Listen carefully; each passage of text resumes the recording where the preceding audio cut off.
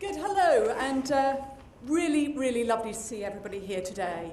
Now, my job is actually to introduce Khurm, but I couldn't really let this opportunity pass, particularly as I have a number of incredibly important thank yous to make today. So if you just spare me 3 or 4 minutes, I'd like to do that first.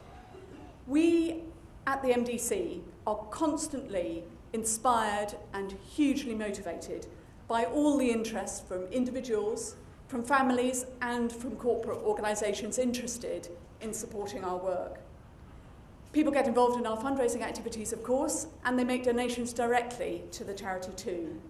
So I'd just like to acknowledge a few of those things in the last 12 months.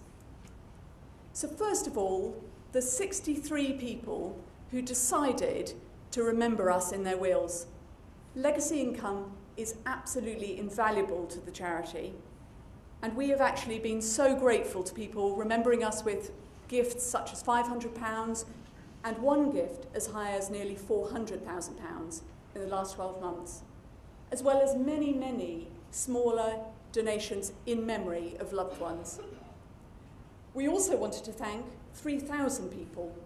3,000 people who make a regular donation, either by direct debit, standing order, or at work through their payroll giving as well.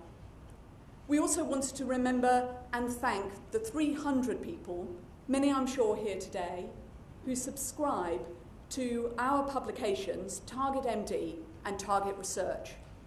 I don't know if you're aware, but actually by subscribing to those publications, you help the charity to cover the costs of those publications, and we're therefore able to send them out, hard copies, send them out in the post 4 times a year to a much wider audience. So thank you to those of you who currently subscribe, and please think about it if you don't. I'd like to thank 15,000 people who at some point during the last year or two have put in their hand in their pocket and made a cash donation, either to one of our mailing appeals or to one of our collections, and to all the volunteers who've stood with those collections making that activity happen. And to over 500 people, many here in the room, or in fact watching us live today on the online stream, who take part in branch and committee activities year in, year out. That ongoing income, UK-wide, is absolutely critical. Our thanks, of course, also go to 4,300 people who took part in one of our events running right throughout the year, daredevil activities, running, cycling, you name it, they took part in it. And we're not only grateful to them, but of course to all of the family, friends and companies who are behind those individuals, giving them sponsorship and support. We've also got a special thanks to make. A special thanks to all the people who think of the MDC when they're making contacts and connections. Those people who introduce us so that we can benefit from opportunities with clubs and societies, with charitable trusts, and also with corporate donations. And in the last 12 months, I don't know if you're aware, but these businesses in particular have been really supportive of the charity. And I wanted to give them a particular name check today. Now, of course, we're critically reliant on all this fundraising. We only have voluntary income to fund all of our vital work. And we know that the support that we receive is entirely driven by those motivated by and interested in individuals and families who are living with the effects of muscular dystrophy and related conditions. So there's no doubt, as you've heard already and we'll hear later today, that of course there's so much more work to be done. And in turn, that means there's so much more fundraising to be done. And so we have to raise substantially more money to move forward. And we would really greatly appreciate your support in helping us to do that in the year ahead as well. Now, we have many committed individuals who have for many years supported and raised money for our work. I can't acknowledge everybody here today, but what we would like to do in the workshop coming up is to share with you some of those achievements and highlights, but also to look forward and talk with you about the community fundraising activities that are in our year ahead, and ask for your help with those. So if you have time this afternoon, perhaps you would spend a few minutes with us in the volunteer fundraising workshop. Think about skydiving, but not just skydiving, because there's a lot of things on the table that could be something for you. So, that fundraising is our lifeblood. The income you raise is vital, and I'm hoping the next story you're about to hear will inspire you. We have many individuals who coordinate activities that raise that money for us. And I'm going to introduce you to Khurm Arshad. Khurm's going to share his fundraising story, but just to explain, Khurm is chairperson of our Southwest Muscle Group. He leads on the Bristol and Bath fundraising team, which was formed in August 2010. And this group are specifically interested in raising £100,000 in 5 years, and that money goes to support the research work undertaken by a PhD student, Corinne Betts, who works within Matthew Wood's laboratory in Oxford, so specifically interested in that work. And we are hugely grateful to the whole Arshad family for getting involved in this work. So I know that their fundraising story will inspire us all, so I'm actually now going to hand over to Khurm to come and join me and to talk through that fundraising story. Thank you very much.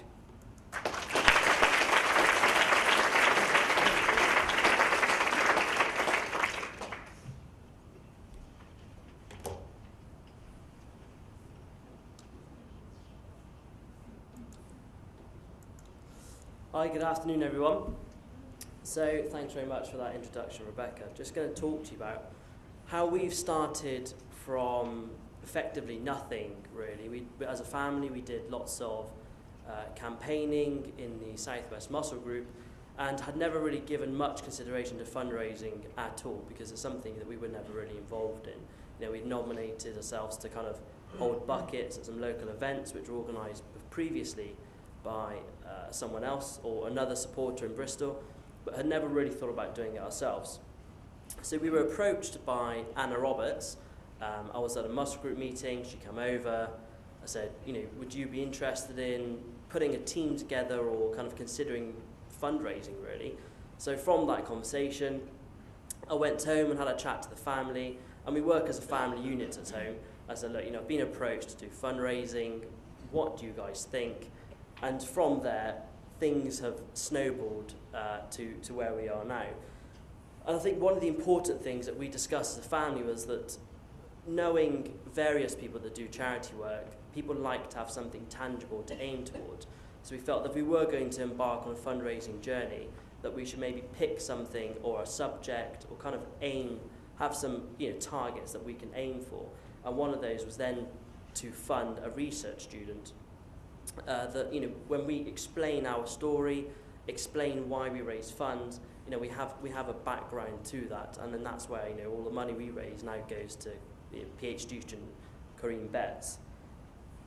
One of the other things that we were told is that we need to put together, or we were said that the best way of generating a team is to put together what they call a committee.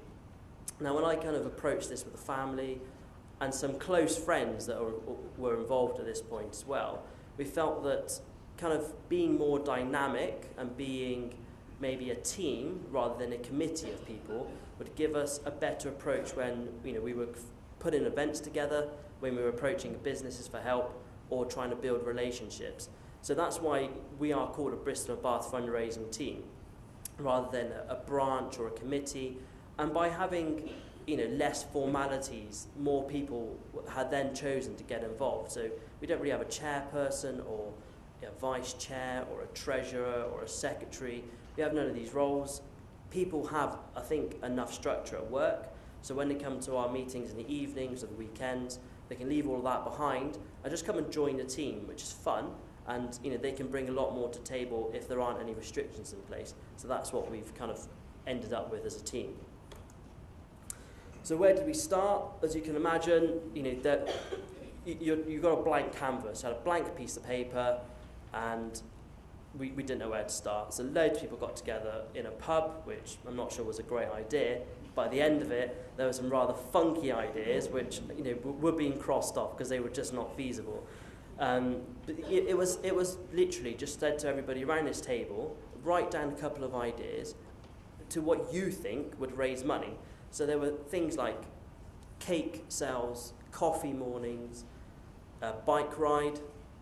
Someone said to use a beach to create some, dirt track thing, which I kind of discounted quite quickly. It sounded like a health and safety nightmare. And there were various different, options. And since we didn't have any money raised, we didn't have a budget, we didn't really have anything at all. We had some balloons and some banners and some T-shirts, and that's what we started with. We decided to kind of do something called the Western Will, and I can't remember the exact time, whether it's 36 hours or 40 hours, but I slept with a friend of mine in a pod on a mini version of the London Eye that just went round and round and, wait for it, went round again. And the only time it stopped is when they left us parked in the top of this wheel during the evening. So they didn't bring it back down, they just left us hanging, and that's where we slept. And I think we raised something like £2,800, and it was a brilliant start to what has been so far a really good journey. So there is a picture of some of the volunteers. Steve also slept in a wheel, and he actually had his wheelchair with him, and so did Lynn, just to his right, or left, sorry. And it was brilliant because we had lots of PR. So we've never had any exposure to the press in the local area before. So the press team at head office organised some press releases.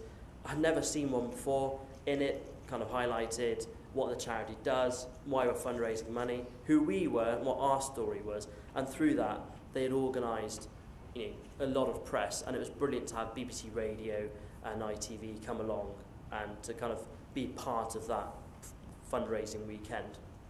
Also, Anna Roberts, who was the volunteer fundraising manager, organised the licences that we required to collect money in buckets, and that was done along the seafront at Weston-super-Mare, and that's where the majority of our income come from. We did have various donations online, like Virgin, Just Giving, those kind of pages, but the majority was done from people who could see us in the orange T-shirts, going round and round in this wheel. And I had to get someone to drop off some Joyrider sickness tablets at one point, because it was becoming too much.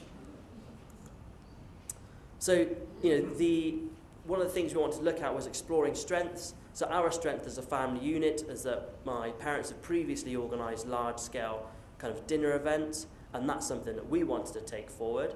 And I think it's important that there are other events that can be done as well. So it could be a quiz night, it could be a cake bake sale, it could be a coffee morning.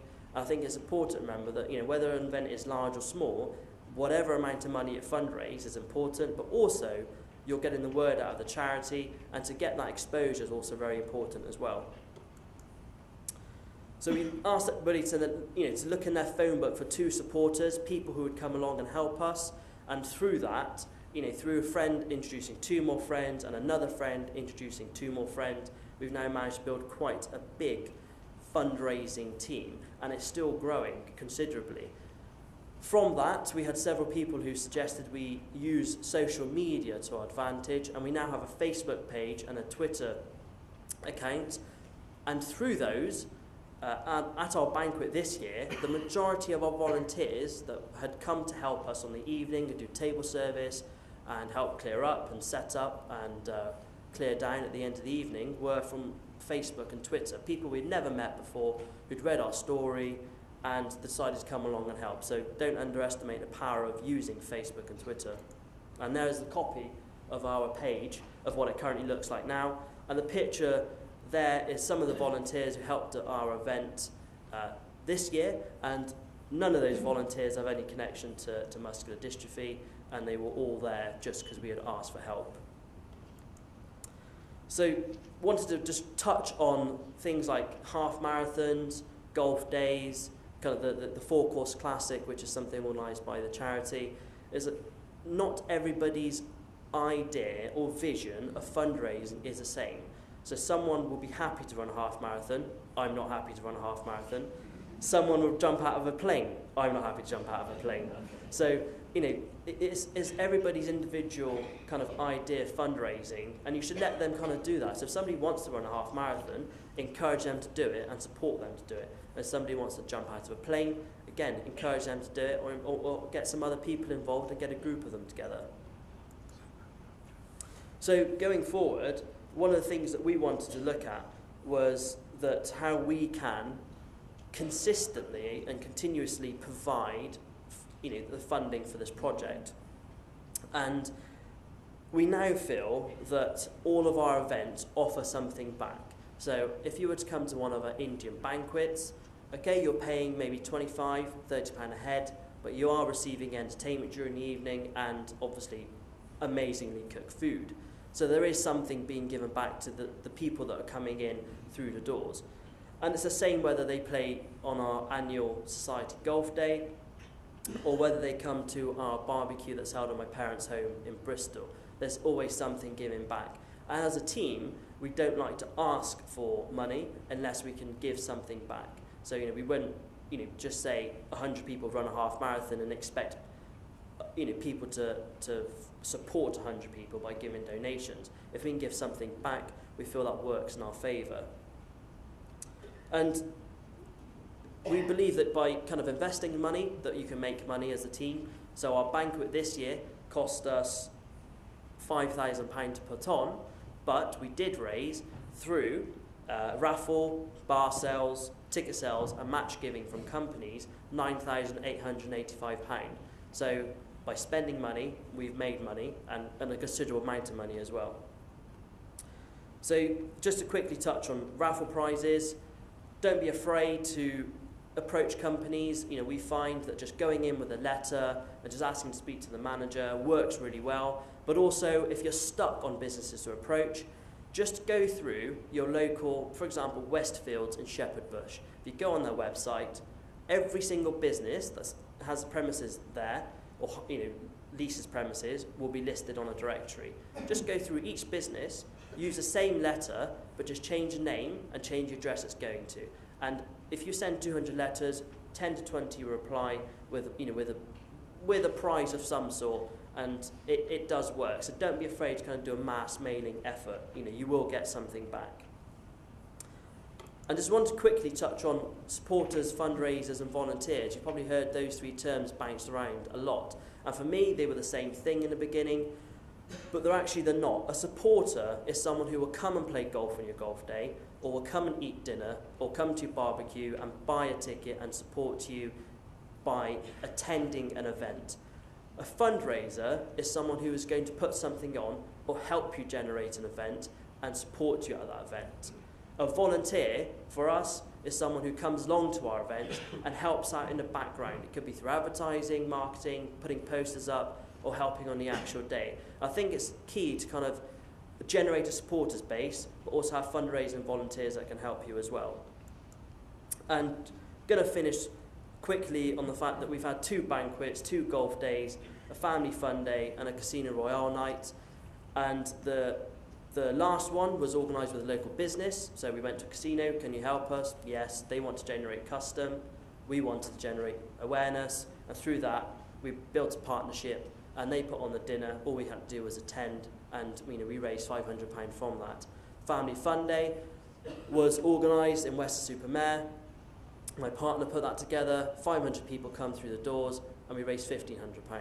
And cumulatively, we've now raised just over £36,000 since August 2010. And I'd just like to say that from a team that had started with nothing, we've come a long way. And I hope that, there's some people here in the room that want to do something very similar. And I'm around all day. And Nick, who's very well integrated in my family, he's just over here, is also a volunteer. And we'll be really, really pleased to share some more of what we do and how we do it during the day. And I hope that's been of some help. And I know I've overran slightly, so I'm sorry, but I do hope that's been of some help to give you an idea of what we do and how you guys can maybe do something as well. So thanks very much for listening.